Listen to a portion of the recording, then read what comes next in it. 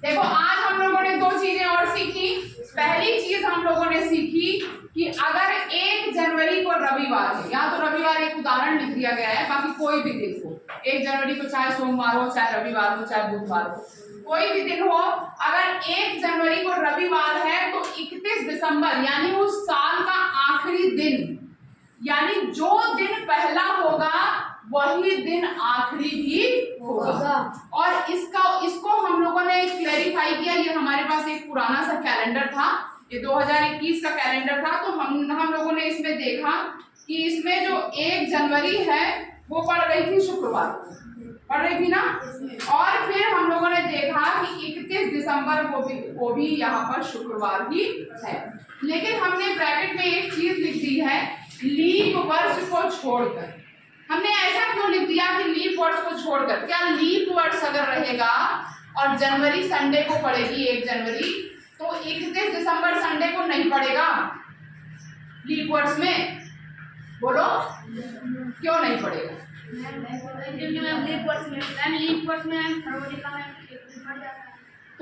तो अगर 1 जनवरी संडे को है लीप वर्ष में, तो 31 दिसंबर कौन से दिन पड़ेगा? बोलो सोमवार। कौन सा भाई? एक ही दिन तो बढ़ रहा है। इतवार से एक कदम आगे बढ़ गए तो इतवार से आगे बढ़े तो सोमवार पर आ गए। यानी लीप वर्ष में धन 1 नहीं होगा बल्कि धन 2 हो जाएगा। एक दिन तो हमारा साल बदल लेगा और एक दिन वो जो लीप वर्ष का बढ़ा वाला दिन है। इसीलिए हम लोगों ने यहाँ पर देखो, मैंने ये उदाहरण लिखा है, जैसे 4 मई 2021 को मंगलवार है। अब देखो ना तारीख बदल रही है ना महीना, सिर्फ बदल रहा है क्या? साल। 2021 से 2022 में आए, एक साल आगे गए, एक दिन बढ़ गया, मंगल से हो गया बुध। फिर 2022 से 2023 में गए, तारीख वही है, महीना वही है, साल एक बढ़ रहा है तो एक दिन बढ़ गया, बुध से हो गया बृहस्पति। अब जब 4 मई 2024 में गए तो ध्यान देना ये है कि ये जो हमारा 2024 है ये लीप वर्ष है, ठीक। और बात हो रही है मई की। अगर फरवरी के पहले की बात होती, जनवरी की बात होती, जब तक वो खतरनाक फरवरी नहीं आई है तब तक की बात होती तो एक ही दिन बढ़ा होगा। लेकिन चूंकि ये मई है 2024 का और फरवरी में एक दिन बढ़ चुका है, तो इसीलिए यहाँ पर बृहस्पति से शुक्र नहीं होगा। यहाँ बृहस्पति में 2 दिन जुड़ जाएंगे, शुक्र और शनिवार। तब यहाँ पे हमारा आंसर आ जाएगा शनिवार, ठीक है। उसी तरह एक ये भी सवाल बताया गया था कि 1 जनवरी 2024 को सोमवार है, देखो, और 31 दिसंबर 2024 को सोमवार नहीं है। क्यों नहीं है? क्योंकि ये लीप वर्ष है। वैसे तो 1 जनवरी और 31 दिसंबर का डे एक ही होना चाहिए, अगर ये सोम है तो ये भी सोम होना चाहिए। लेकिन चूंकि 2024 हमारा लीप वर्ष है, इसीलिए यहाँ पर वही सेम ना होकर एक दिन बढ़ जाता है। इसी तरह से ये 3 क्वेश्चन जिसका आंसर आप लोगों ने बताया। 18 जनवरी 1972 को मंगलवार था, तो 18 जनवरी 1973 को कौन सा दिन हुआ? आप लोगों ने सही बताया कि ये बृहस्पति हुआ, बुध नहीं हुआ। क्यों?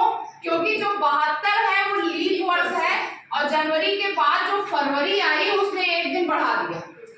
तो वैसे अगर लीप वर्ष का झंझट ना होता तो मंगल का बुध हो जाता, लेकिन वो एक दिन का कैलकुलेशन जो है हमारी सारी गणित को बेकार कर देता है और हमारी कैलकुलेशन को बढ़ा देता है। तो हमारा यहाँ मंगल के बदले बुध ना होकर बृहस्पति हो गया। सेम एज अगला क्वेश्चन, 15 फरवरी 1993 शुक्रवार है, तो बताना है तुम्हें 15 फरवरी 1994 को क्या होगा? शनिवार। क्यों? क्योंकि इसमें कोई भी लीप वर्ष नहीं है, तो हमें कोई भी ज्यादा सोचने की या झंझट करने की जरूरत नहीं है, हम तुरंत 1 डे आगे कर देते हैं। अब ये देखो 3 मई 1995 को रविवार है, अब 3 मई 1996 को क्या होगा? वेरी गुड, मंगलवार। क्यों मंगलवार हो गया? क्यों सोमवार नहीं हुआ? 1996 लीप वर्ष। ओके, ये 1996 जो है लीप वर्ष है और मई चूंकि फरवरी के बाद बढ़ा दिया। इधर आना दीपांशु जरा, यहाँ पर देखो मैंने तुमको इस बोर्ड पे बताया कि ये सूरज के चारों खिड़की बंद करो, ओर पृथ्वी खिड़की। घूमती है। ये देखो पृथ्वी घूम रही है। तुमने ही बताया कि एक चक्कर लगाने में वो अपना कितना समय दे रही थी? 365 दिन वो दे रही थी। एक चक्कर लगाने में 365 दिन तुमने बताया। फिर हमने कहा कि बच्चों उसे 6 घंटे और लगते हैं, तो हमने कहा बेटा 2021 में घूमी 6 घंटा, 2022 में घूमी 6 घंटा, 2023 में घूमी 6 घंटा। इस 6 घंटे को हम लोग कहीं जोड़ ही नहीं रहे हैं। तब जब 2024 में घूमी 6 घंटा तो 6 6 6 6 मिलकर हो गया 24 घंटा, और उस 24 घंटे ने बना दिया हमारा एक पूरा दिन। और वो दिन हमने ले जाकर कहाँ जोड़ दिया?